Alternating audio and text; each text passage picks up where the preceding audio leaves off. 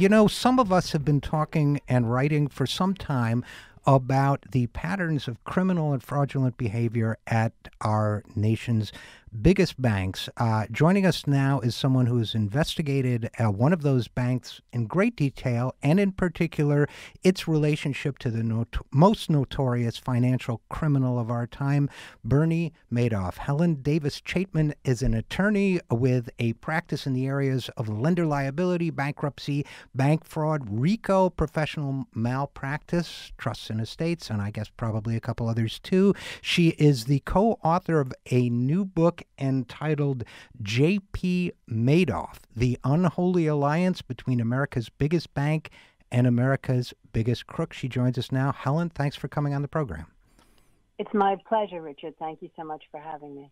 Well, and thank you for writing this book. I think some of us, it's exhaustively researched. It's very well written. Some of us who have been out there shouting about the criminality of a bank like J.P. Morgan Chase, it's good to have so much documentation of the truth behind the suspicions and criticisms. Was I wrong to say, in a way, that I wrote a piece once saying that J.P. Morgan Chase is worse than Enron, and one of the reasons for that was because it engaged in its own market manipulations, foreclosure fraud, lying to investors about payment status and mortgage-backed securities, charge customers for credit monitoring services it never provided. This is old, so it's admitted to more crimes since then, illegally foreclosing on American families, cheating active duty service members and their families, rigging municipal bond transactions, and so on. Is it unfair to say they're worse than Enron? They're so much worse than Enron. This is America's largest bank. It does business with 50% of American households. It cheats 50% of American households. It does business with 80% of Fortune 500 companies. And yet you've recited a lot of the slices on my roulette wheel on my website, jpmadoff.com. In the middle of the homepage, I have a roulette wheel. And I basically say, do you want to gamble doing business with J.P. Morgan Chase? And the total amount that J.P. Morgan Chase has paid out in the last 5 years is $36 billion for violating all kinds of laws. As you say, you refer to the credit monitoring services. This is one of my favorites because they paid $370 million to satisfy claims that they defrauded credit card holders to whom they offered credit monitoring services. And the business plan had two aspects.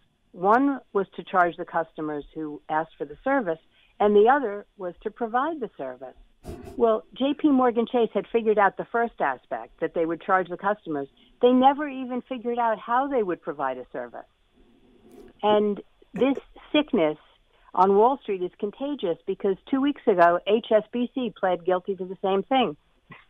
It was probably something they'd never thought of until they read about J.P. Morgan Chase doing it. Right. This is what they mean by innovative financial instruments, I think. Helen Davis Chaitman, we'll get to, and I promise we will get, I also want to point out, by the way, in terms of Enron, that J.P. Morgan Chase also paid $410 million to settle charges related to its rigging of electricity prices, which, if I recall correctly, is pretty much what Enron did.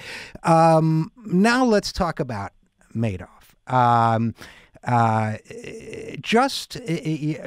Your book is recently published, but since it's been published, I believe the GAO did a study. Am I correct? Was there a report out in the last week about the GAO and J.P. Morgan Chase? There was a kind of bomb in there, hidden in there, saying that J.P. Morgan Chase allowed its customers to lose money because of the Madoff transactions that it ignored. I think it was $546 million that J.P. Morgan Chase's own customers lost. Now, a lot of those customers were investment advisory customers, so J.P. Morgan Chase put them into it. But, of course, J.P. Morgan Chase had its own money in Madoff. And the reason J.P. Morgan Chase kept Madoff open until after he confessed was they were busy trying to shuffle money out for themselves in preference to their own investment advisory customers. This is so okay. So we basically and I mean, people should definitely read your book, J.P. Madoff. Is it Madoff or Madoff? I've never known. I say Madoff, but Madoff sounds good too. You say Madoff, I say Madoff. Let's call the whole thing off. But the point is, we have a situation here where, and I do really strongly urge people to read your book, but it's very readable and filled with information. But basically, this bank should have known by law and by common sense what Madoff was doing for many years, and there were, in fact, and stop me at any point if I'm wrong, but there were also whistleblowers internally who said, hey, wait a minute, this guy's up to no good. They did nothing. And then, as you say, when it became clear this guy had been defrauding people right and left, they went after their own money first at the expense of their own customers. Why isn't this a national level scandal? Because J.P. Morgan Chase, to a large extent, controls the media. It's impossible to get coverage for any of these things unless there's actually a plea agreement. The Wall Street Journal won't cover it. The New York Times won't cover it. You can't get a major television network to cover it.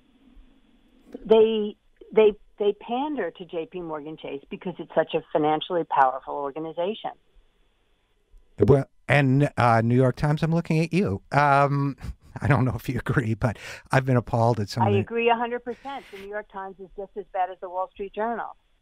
Yeah, and they also ran that infamously flattering profile of Jamie Dimon in the magazine, just as many of these crimes were coming to light.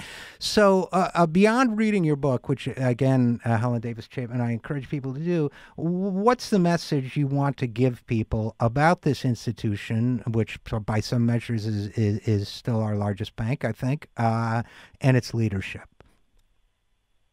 The message I want to give is that Robert Kennedy had it right when he said that every society gets the quality of law enforcement that it demands. It is time for the American people to stand up and demand a government that functions for the people. We have had enough of senators and representatives who vote based on how much money they're paid to vote one way or the other. We have had enough of a president who sells get-out-of-jail-free cards in order to get into the White House. And let's hope the next president doesn't do the same. Helen Davis Chaitman, co-author of J.P. Madoff, The Unholy Alliance Between America's Biggest Bank and America's Biggest Crook. Thanks so much for joining us.